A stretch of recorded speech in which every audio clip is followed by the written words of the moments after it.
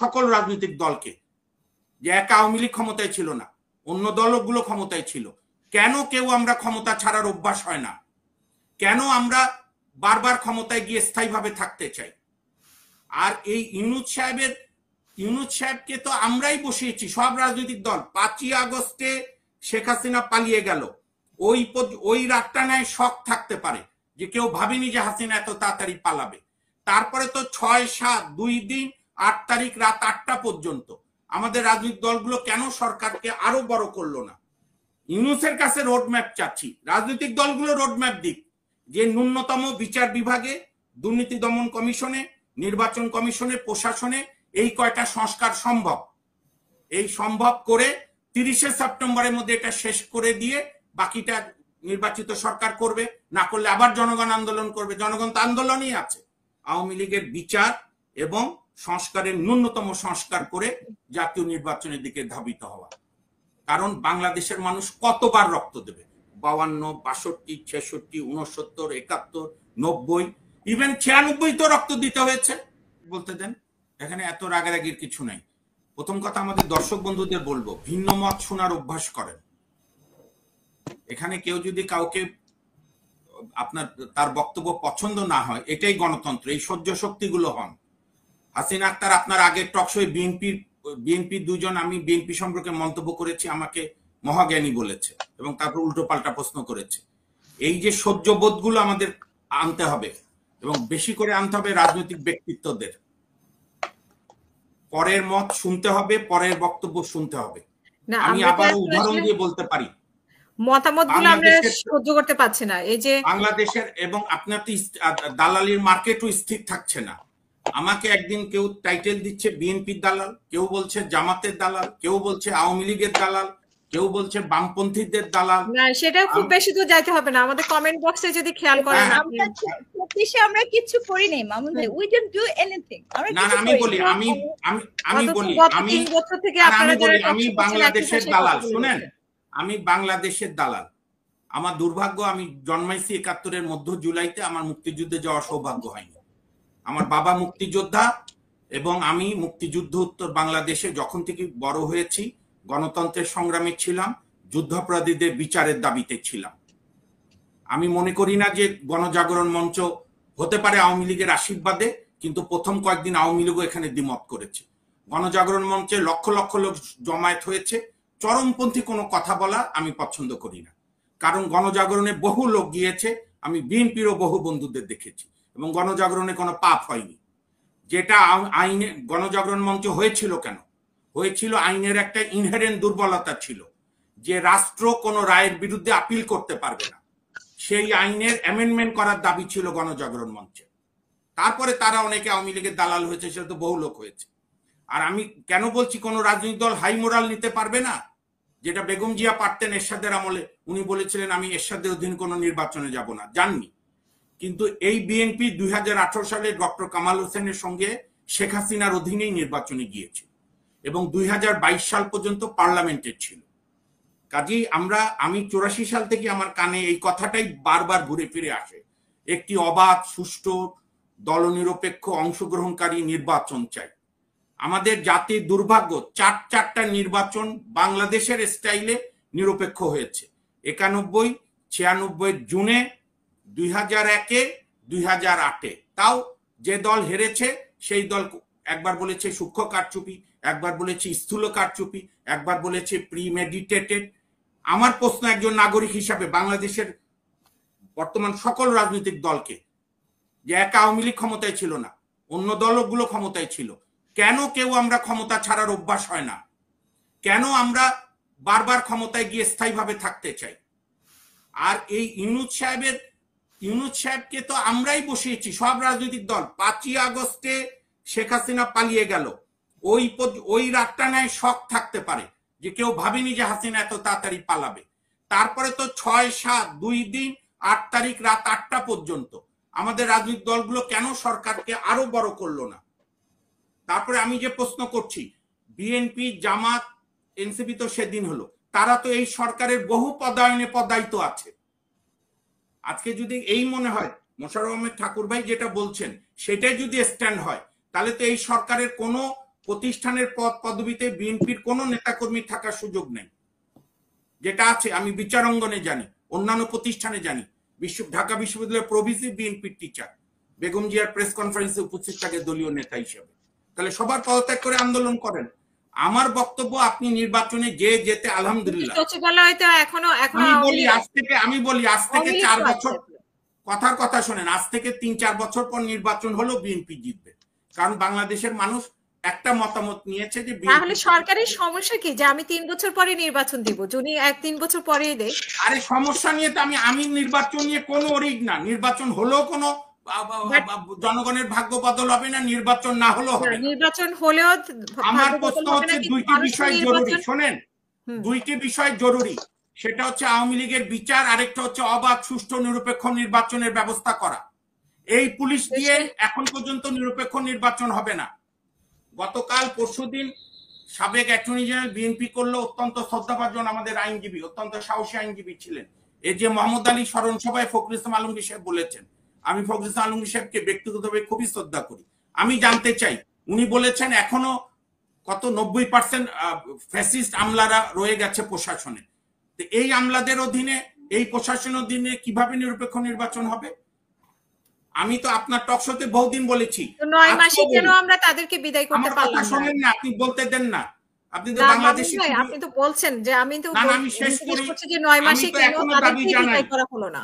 শোনেন, আমি এখনো দাবি জানাই, বিএনপি সহ সকল গণতন্ত্রে বিশ্বাসী রাজনৈতিক দলগুলো একটা জাতীয় কনভেনশন করে বলুক যে সেপ্টেম্বরের 30-এর মধ্যে এই ন্যূনতম সংস্কার শেষ হবে, অক্টোবর থেকে নির্বাচনের শিডিউল দেন, জানুয়ারি বা ফেব্রুয়ারিতে নির্বাচন হবে।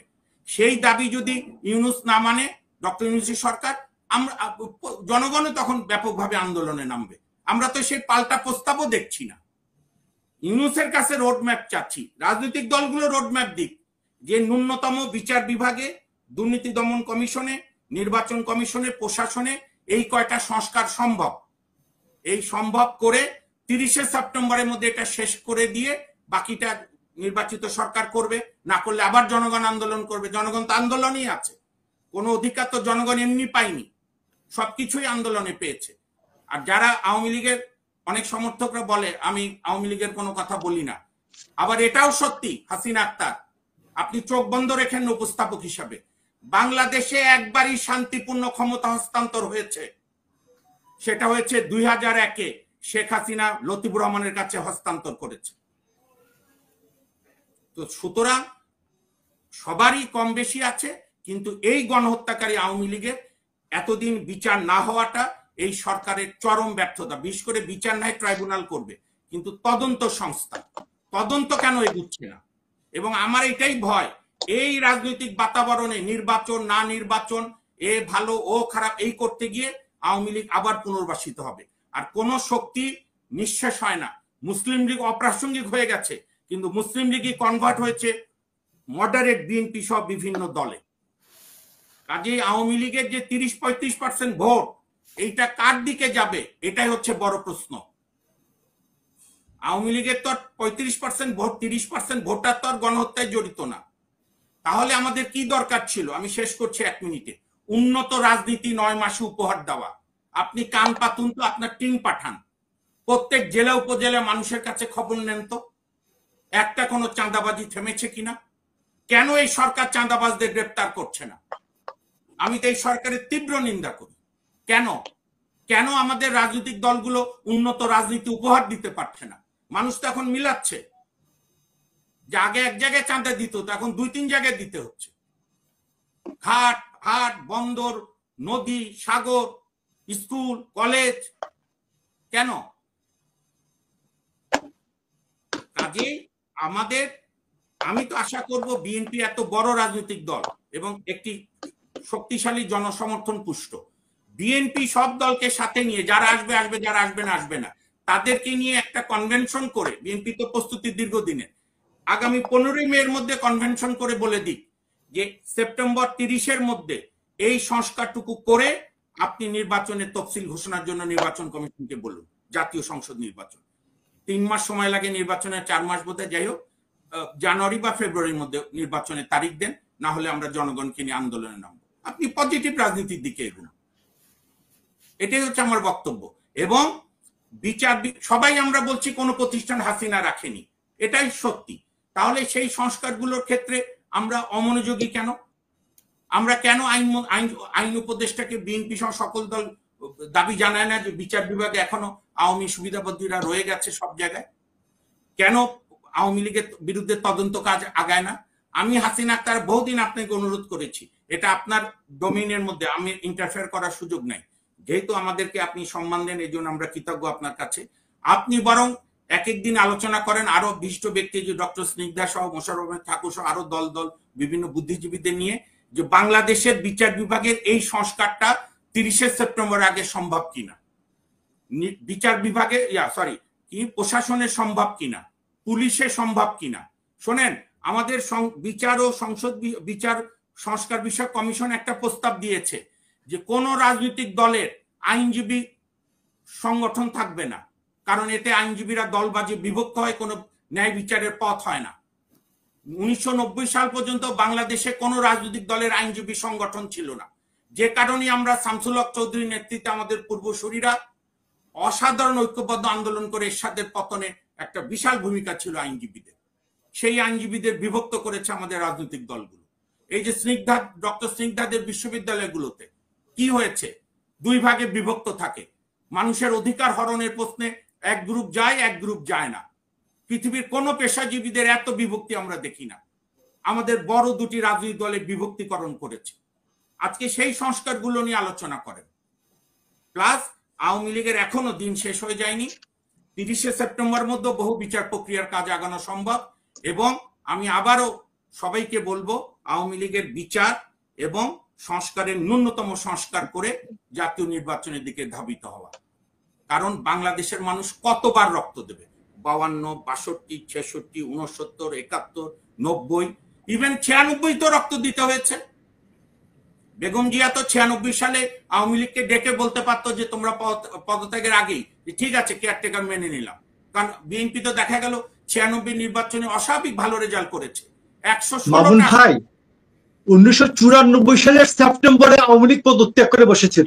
আমি বলি, আমি আপনাকে তার আগে থেকে তারা দাবি করছে, সেই দাবি মেনে নিয়ে নির্বাচন দিলে তো বিএনপি আবারও ক্ষমতায় আসতো। কারণ আমি বললাম 96 সালে ডেকে বসার তো বললে তো হচ্ছে না। আপনার তো 94 সালের সেপ্টেম্বরে সে পদত্যাগ করে বসে আছে। মোশাররফ ভাই, আমরাও তো কিছু পড়াশোনা জানি, হয়তো আপনার মতো ব্যাপক জানি না। না, আমি কি ভুল বলছি? আপনি ভুল বলতে বলেন। আমাকে বলতে দেন, আমি তো আপনার কথার মাঝখানে বলিনি। এটুকু ধৈর্য রাখেন, একটু গণতান্ত্রিক হই আমরা সবাই। আমি বলছি আওয়ামী লীগ পদত্যাগের আগে থেকেই দাবি করছে। আচ্ছা, তাও বাদ দেন, বেগম জিয়াকে তাও আমরা মনে করি সম্মানের সঙ্গে উনি মেনে নিয়েছেন, নির্বাচন দিয়েছে। এবং সেই নির্বাচনে এত কিছুর পরও বিএনপি তো 116টা আসন পেয়েছে, বাংলাদেশ ইতিহাসের সবচেয়ে বড় বিরোধী দল। আমার প্রশ্ন, বিএনপি আওয়ামী লীগ বা কোন দলের ক্ষমতায় থাকা না থাকা নিয়ে আমার কোনো প্রশ্ন নাই। আমি আমার শিশুকাল থেকে আজ অবধি কোনো রাষ্ট্রীয় অনুকল্য নিয়ে চলি না। আমার বক্তব্য, বাংলাদেশের জনগণকে নাগরিক হতে হবে। কোন নেতা নেত্রী কোন পরিবারের দাসত্ব করবে না, নাগরিক থাকতে হবে। আমরা যখনই নাগরিক থেকে দলবাজে পরিণত হই, তখনই কেউ স্বৈরতান্ত্রিক হয়, কেউ ফ্যাসিস্ট হয়। কেন 2004-এ প্রধান বিচারপতিদের বয়স বাড়িয়ে বিএনপি KM হাসানকে প্রধান উপদেষ্টা করতে হবে? কেন করে কি লাভ হলো? বিএনপির নিজেরা নির্যাতনের সম্মুখীন হলো। কাজী অতীত থেকে উপলব্ধি করে আজকে দ্রুত আমরাই বিএনপি বন্ধুপ্রতিম সংগঠন বাংলাদেশের জনগণের, আমরা বিএনপির সঙ্গে ঐক্যবদ্ধ হয়ে এই সরকার বিগত পলাতক হাসিনা সরকারের বিরুদ্ধে আন্দোলন করেছে। কোনো বিরোধের কিছু নেই, কিন্তু আমরা চাই ন্যূনতম সংস্কার হোক, আওয়ামী লীগের বিচারের একটা পর্যায়ে শেষ হোক এবং ডিসেম্বর জানুয়ারির মধ্যে নির্বাচন হোক। এবং এটাই বাংলাদেশের মানুষের ব্যাপক প্রত্যাশা। ধন্যবাদ।